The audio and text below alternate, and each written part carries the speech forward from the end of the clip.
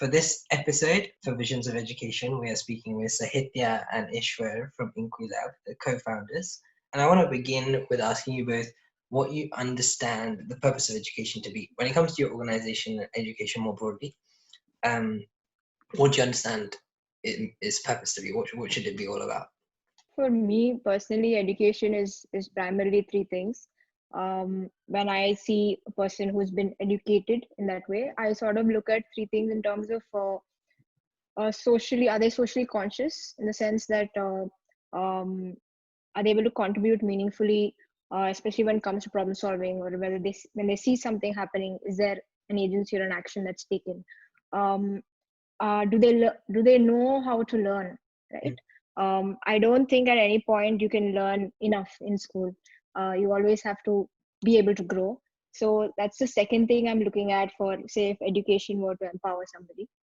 And the third, I think, is in terms of discovering oneself, that once you finish your 10 years or 16 years of education, you really know, or have you explored enough to be able to take some calls as to where you want to head or what do you want to use your education for. So I think everything that we learn in school is meant to be a tool to an means to an end, right? But we're sort of just looking at the means, and they don't know what their end is, where they want to get to. In terms of InquiLab, I think it's primarily, the first thing for me, the social consciousness, right? Are we building nurturing problem solving capacity in children such that they can contribute meaningfully to their surroundings? Yeah. Ishwar, do you have any thoughts on this? Yeah, I think I agree with most of the things Sahithya said. Like for me, like if I have to say in one word, like education for me is empowerment, right? Like empowering students to act. And so that is what I mean, I personally believe that should be the focus of education, to empower people to see possibilities that can open up in their life, rather than like today they exist with a lot of fears and constrained uh, the sense of direction and ownership towards their own learning and future is very uncertain, and they exit with a lot of fear. And how do we change that so that they exit with a lot of possibilities in their hand? I can do a lot more things, and most importantly, that I can attitude, right? So that is what education should be about. So I can attitude, empowerment, social consciousness, these kinds of things you've both been speaking about. When it comes to the Indian education system as a whole, what kind of things do you think need to change fundamentally in order for these things to not be alternative modes of doing things, but actually more mainstream? One thing that I've seen that's at least in terms of InquiLab's work is strong leadership from the system, right? The first group of schools or system of schools that we worked with are social welfare or government residential schools within Telangana, who have those particular, there are only 250 schools. So we're not talking about the whole of India, but they have such strong leadership, which was very open to pilots, which was very open to experimentation, which was not deterred by scale, right? We see a lot of even I've read in the World Economic Forum report also, there's so much good work happening. It's just a matter of taking it to scale. But I think scale it's like a catch-22 situation. I think an intervention is good if it's able to impact even one child qualitatively. So I think we'll have to look at not only interventions that scale, but also interventions that can add value to a certain context and work with those as well. That's what I feel.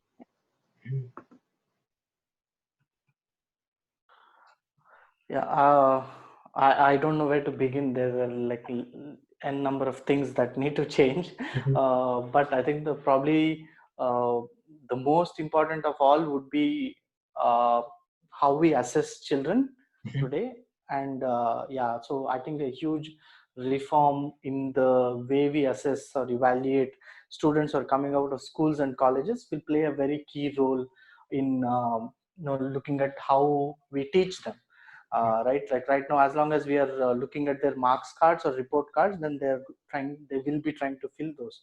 And we don't, uh, the problem with the system is that they have sort of, everyone has sort of adjusted to it, both the parents, schools, and everyone. Again, we've seen in many schools that as soon as parents start demanding something, the schools are able to deliver and adapt quickly. So I think the onus lies on all of us to sort of push for quality, and assessments are I wouldn't say simple way, but a real, it would be a real progress if you are able to push the quality of assessments to a format where we are not just assessing in paper-based mechanisms. Uh, we have seen a lot of corporates now relaxing their guidelines of degree requirement uh, to get into a job. So you see a lot of Olympiads, hackathons, and all these things happening, which provide entry for students who have not completed anything, do not have a formal degree, and yet they have some caliber, and they're able to demonstrate that. So we need more of those things.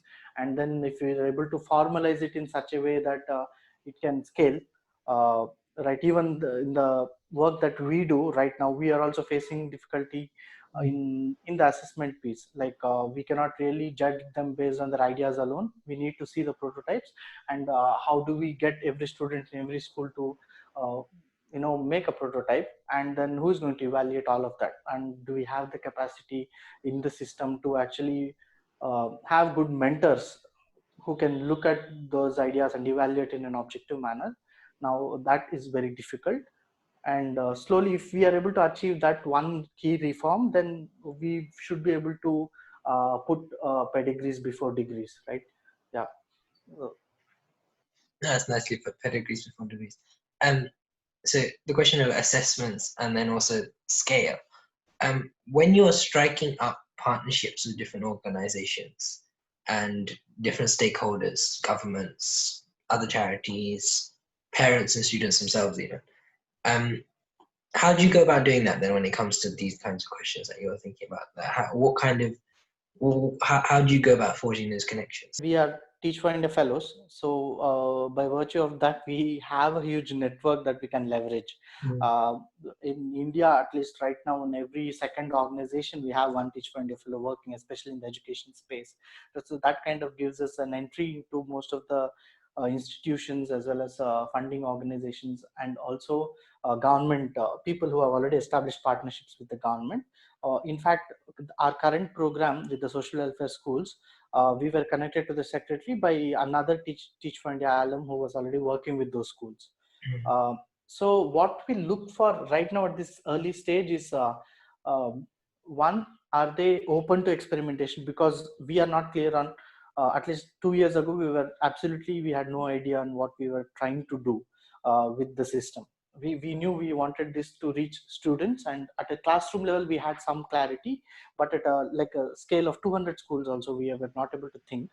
But we wanted the system to be open to that idea of letting us experiment and helping us in our journey to learn. That was one thing.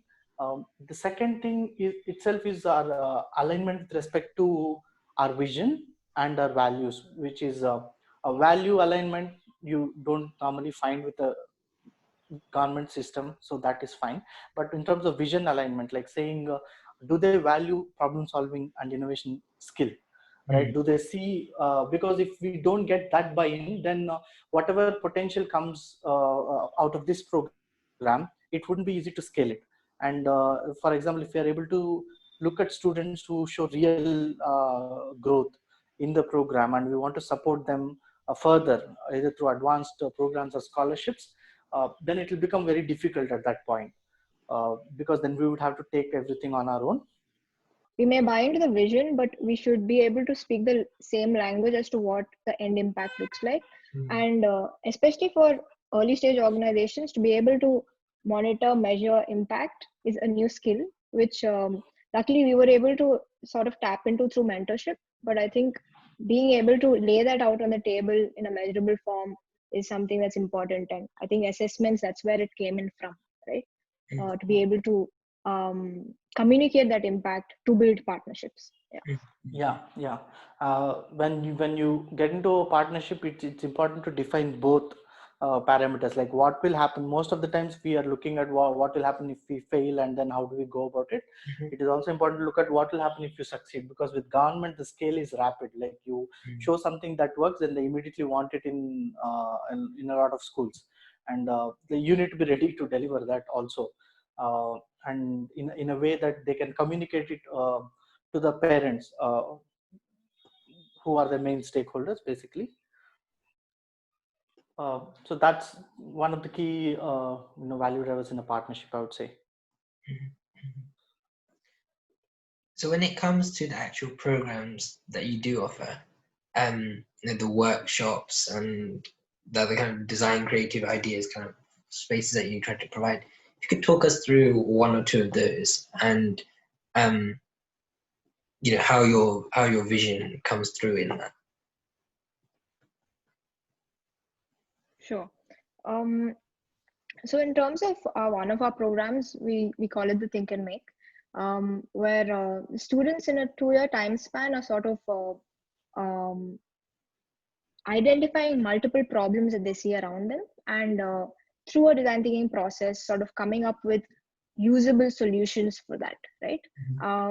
The intent there is to probably build confidence that they can solve. As an example to that would be, for example, if I take the topic of biomimicry, right? Or if I take the topic of sensors, for example, which we tried last year.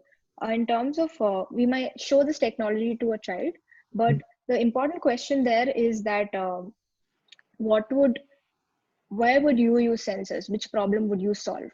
And that's a sort of spark or initial question that we ask for children to start identifying and spotting problems and coming up with solutions.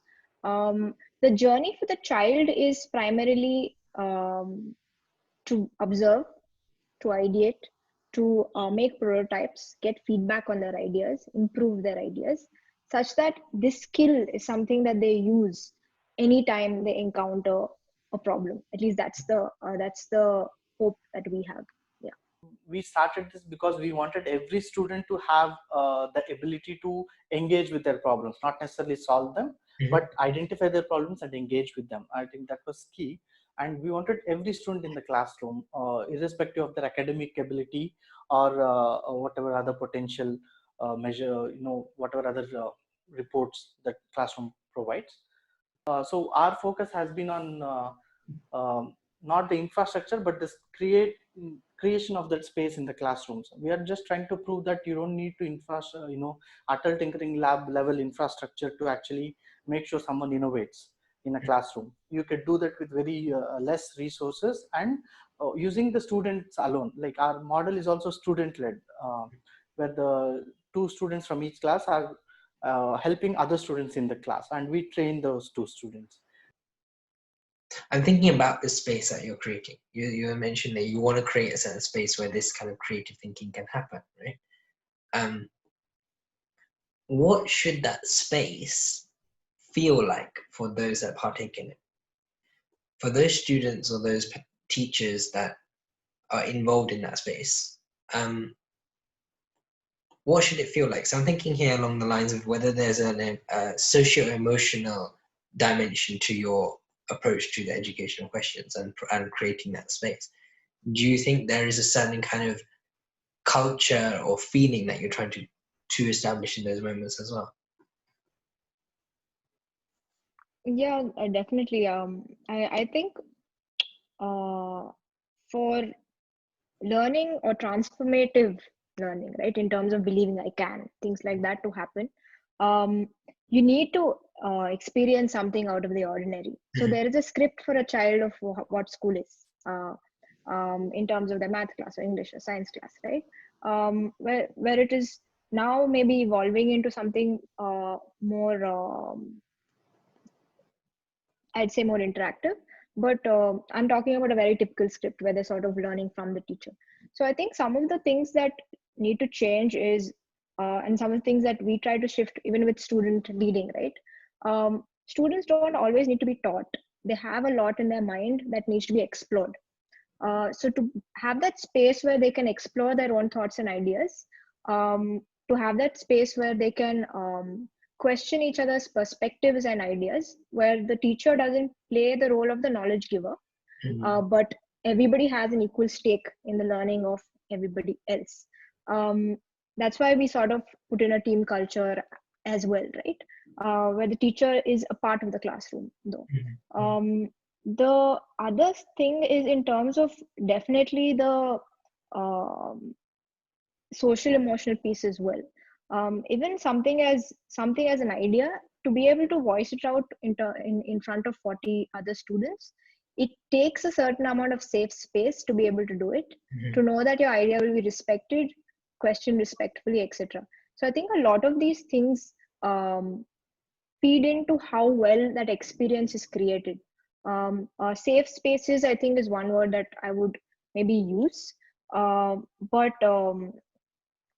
the other thing is, the last thing I would say is also a matter of choice, I think, right? I think these spaces should offer choice in terms of 40 children are not going in the same direction. 40 children may go in 8 different directions. And does the class or the learning have that kind of flexibility to allow for it?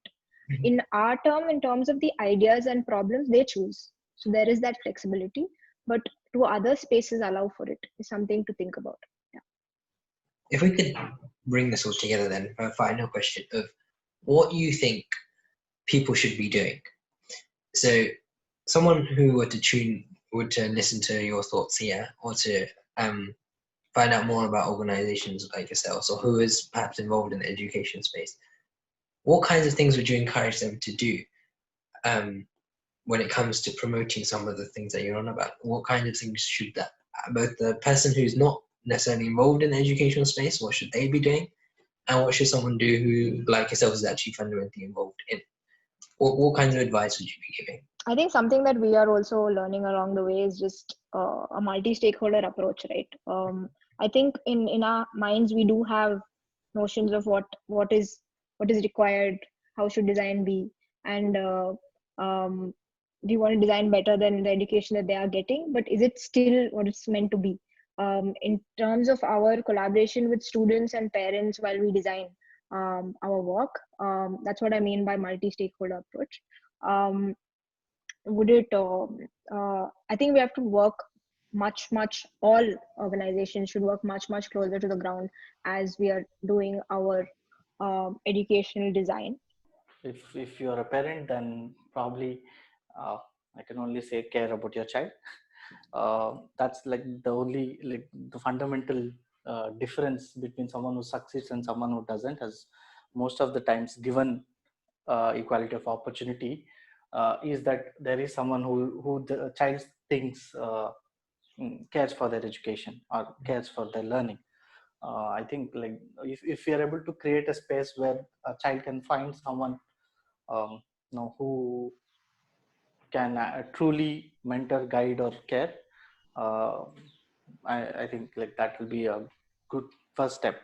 So if you can just care for one particular student, things will be there. Yeah. I think some of the key takeaways I feel anyway personally is this